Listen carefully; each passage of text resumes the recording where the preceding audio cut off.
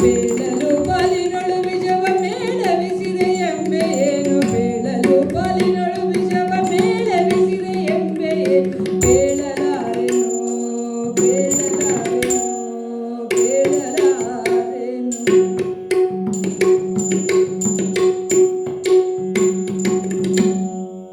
ಅರಸ, ವಿಷಯ ಒಂದು ಕಹಿ ಸತ್ಯ.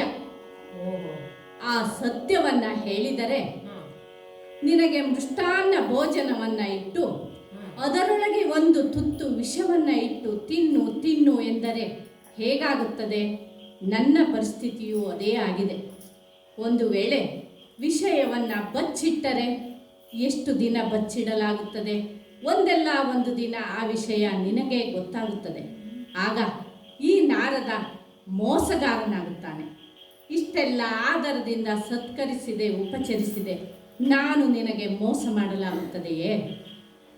ನಾರದರೆ, ಅರಸ, ಸತ್ಯ ಪ್ರಿಯವಾಗಿರಲಿ ಅಪ್ರಿಯವಾಗಿರಲಿ ಅದನ್ನು ಒಪ್ಪಿಕೊಳ್ಳಲು ನಾನು ಸಿದ್ಧನಿದ್ದೇನೆ. ದಯವಿಟ್ಟು ನೀವು ಒಗಟಾಗಿ ಮಾತಾಡಿ ನನ್ನ ಆತಂಕವನ್ನು ಹೆಚ್ಚಿಸಬೇಡಿ. ಆ ಸತ್ಯ ಏನಿದೆಯೋ ನೇರವಾಗಿ ಹೇಳಿಬಿಡಿ. ಸತ್ಯವನ್ನ ಹೇಳಲೇಬೇಕು. ಅದು ಕಾಲನ ದೋಷ ಅರಸ. ಕಾಲನ ದೋಷ ಹಾಗೆಂದರೇನು? ಹೇಳುತ್ತೇನೆ ಕೇಳು.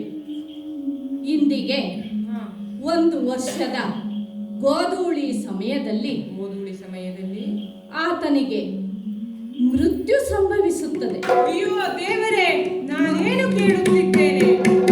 ಮಕ್ಕಳಿಂದ ಹೆಕ್ಕಳಂದ ಅಕ್ಕರದಲ್ಲಿ ಮೆರೆವರು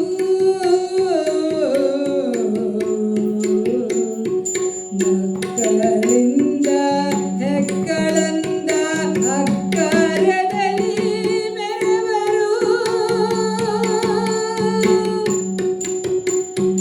ಇಕ್ಕಿ ತನಗೆ ದುಃಖ ಪಾಶ ಉಕ್ಕಿದೆ ಪರಿಯೋಳು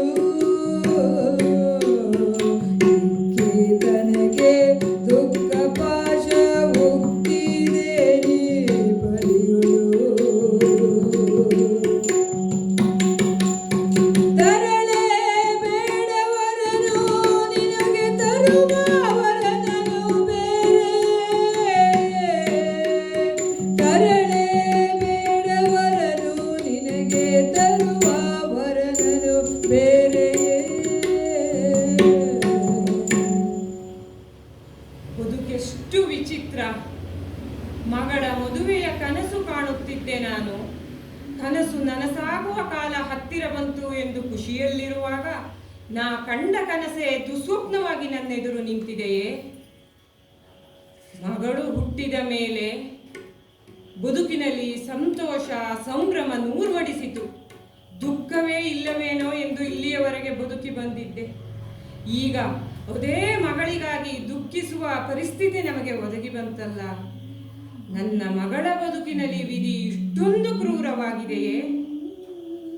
ಮಗಳನ್ನ ಮದುವೆ ಮಾಡಿದೆ ಎಂದರೆ ಪರೋಕ್ಷವಾಗಿ ನಾನೇ ಅವಳನ್ನು ವೈಧವ್ಯಕ್ಕೆ ಸಿದ್ಧ ಮಾಡಿದಂತೆ.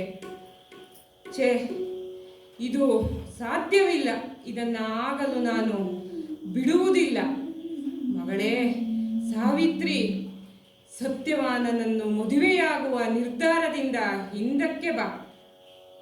ವಿವಾಹ ಒಂದು ಸಾಫಲ್ಯವಾದರೆ ಎರಡೂ ಕುಟುಂಬಗಳು ಉಳಿದು ಬೆಳಗುತ್ತದೆ. ಆದರೆ ಈ ವಿವಾಹದಲ್ಲಿ ಅದು ಸಾಧ್ಯವಿಲ್ಲ. ಅವನನ್ನು ಮದುವೆಯಾಗುತ್ತೇನೆ ಎನ್ನುವ ಹುಚ್ಚು ಸಾಹಸಕ್ಕೆ ಕೈ ಹಾಕಬೇಡ. ಪುಣ್ಯವಶಾತ್ ನಾರದರ ಆಗಮನದಿಂದ ಮುಂದಾಗುವ ಅಪಾಯ ನಮಗೆ ಹಿಂದೆ ತಿಳಿದು ಬಂದಿದೆ. ಹಾಗಾಗಿ ಅವನ ಮದುವೆಯ ಯೋಚನೆಯನ್ನು ಸಂಪೂರ್ಣವಾಗಿ ಕೈಬಿಡು. ನಿನ್ನ ಮದುವೆಯ ಕುರಿತು ಮತ್ತೆ ಪ್ರಯತ್ನಿಸೋಣ. ಓ ದೇವರೇ, ಅಪ್ಪ ಯಾಕೆ ಚಿಂತಿಸುತ್ತಿದ್ದೀರಿ? ಬಿಡಿ ಚಿಂತೆಯ. ಪ್ರೇಮ ಮೂರ್ತಿಯ ಹೃತ್ಪೀಠದೊಳು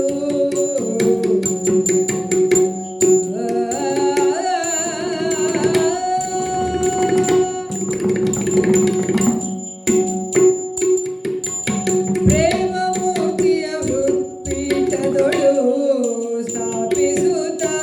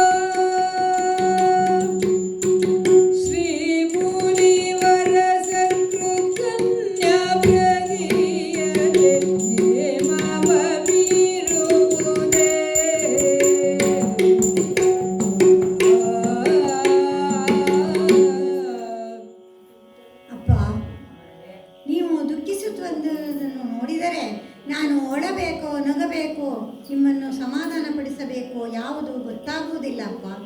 ಯಾಕೆಂದರೆ ಹೆತ್ತವರಿಗೆ ಹೆಗ್ಗಣ ಮುದ್ದು ಎಂಬಂತಾಯಿತು. ನೀವು ನಾರದ ಮುನಿಗಳು ಹೇಳಿದ್ದರೆಂದಲ್ಲವೇ ಈ ರೀತಿ ದುಃಖಿಸುತ್ತಿರುವುದು? ಆ ವಿಚಾರ ಗೊತ್ತಾಗಿದ್ದು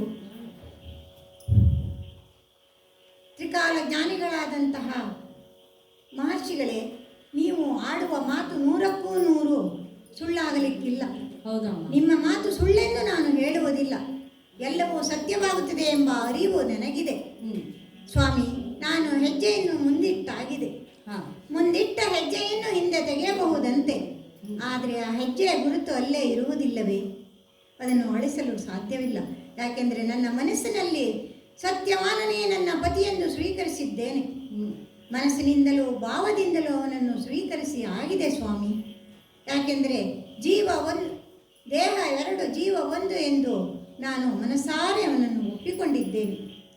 ಹಾಗಾಗಿ ಯಾವತ್ತೋ ಬರುವ ಕಷ್ಟಗಳಿಗೆ ನಾನು ಇಂದು ನನ್ನ ಮನಸ್ಸನ್ನು, ಭಾವವನ್ನು ಕೊಟ್ಟದ್ದಾದ್ದರಿಂದ ನನ್ನ ಮನಸ್ಸನ್ನು ಬದಲಾಯಿಸುವ ಭಾವ ನನ್ನದಲ್ಲ ಸ್ವಾಮಿ. ಹಾಗಾಗಿ ನಾನು ಸತ್ಯವಾನನನ್ನೇ ಪ್ರೀತಿಸಿದ್ದು. ಆ ಪ್ರೇಮ ಮೂರ್ತಿಯನ್ನು ನನ್ನ ಹೃದಯದಲ್ಲಿಟ್ಟು ಸ್ಥಾಪಿಸಿಕೊಂಡದ್ದಾಗಿದೆ ಸ್ವಾಮಿ.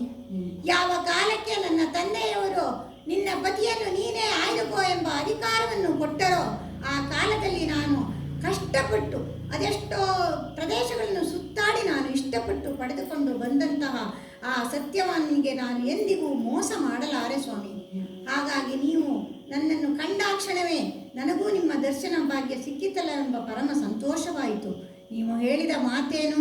ಆಗ ಹೇಳಿದಂತೆ ಈಗ ನಿಮ್ಮ ಮುಖದಲ್ಲಿ ಉಲ್ಲಾಸ ಕಾಣುತ್ತಿಲ್ಲವಲ್ಲ?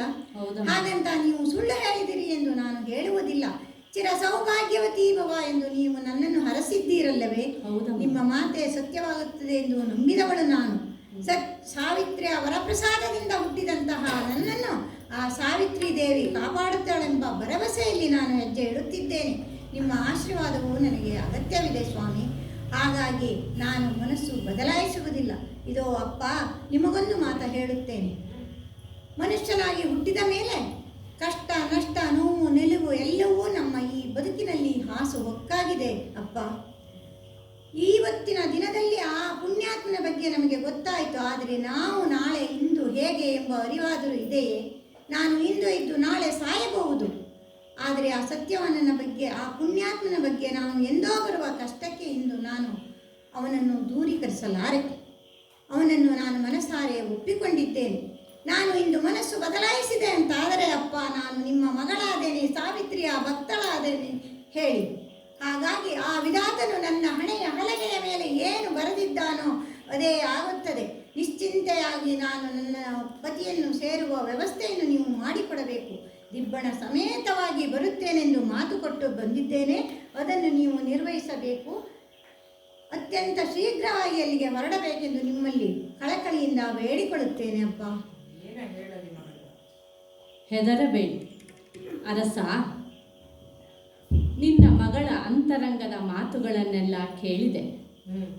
ಅವಳು ಪ್ರಬುದ್ಧಳು, ಛಲವನ್ನು ಬಿಡದೆ ಸಾಧಿಸುವಂಥವಳು.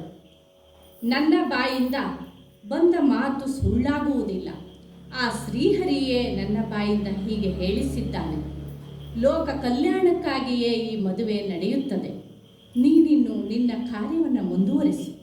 ಹೌದು ನಾರದರೆ, ಮಗಳ ಸಾಂತ್ವನದ ನುಡಿಗಳು, ನಿಮ್ಮ ಮಾತುಗಳು ನನ್ನಲ್ಲಿ ಈಗ ಒಂದು ರೀತಿಯ ಭರವಸೆಯನ್ನು ಮೂಡಿಸಿದೆ. ನನ್ನ ಮಗಳ ಆತ್ಮವಿಶ್ವಾಸ, ನಿಮ್ಮ ಆಶೀರ್ವಾದ, ಆಕೆಗೆ ದೇವರಲ್ಲಿರುವ ಭಕ್ತಿ, ಇವುಗಳೆಲ್ಲದೂ ಸೇರಿ ಅವಳು ಮುಂದೆ ತನ್ನ ಭವಿಷ್ಯದಲ್ಲಿ ಬರುವ ಎಲ್ಲ ರೀತಿಯ ಸವಾಲುಗಳನ್ನು ಸಮರ್ಥವಾಗಿ ಎದುರಿಸುತ್ತಾಳೆ ಎನ್ನುವ ವಿಶ್ವಾಸ ನನ್ನಲ್ಲಿ ಮೂಡಿದೆ. ಇನ್ನು ಎಲ್ಲ ಭಯ ಚಿಂತೆಗಳನ್ನು ಬಿಟ್ಟು ಸಂಭ್ರಮದಿಂದ ಅವಳ ಮದುವೆಯ ಸಿದ್ಧತೆಯನ್ನು ಮಾಡುತ್ತೇನೆ. ಆಗಲಿ, ಶುಭವಾಗಲಿ.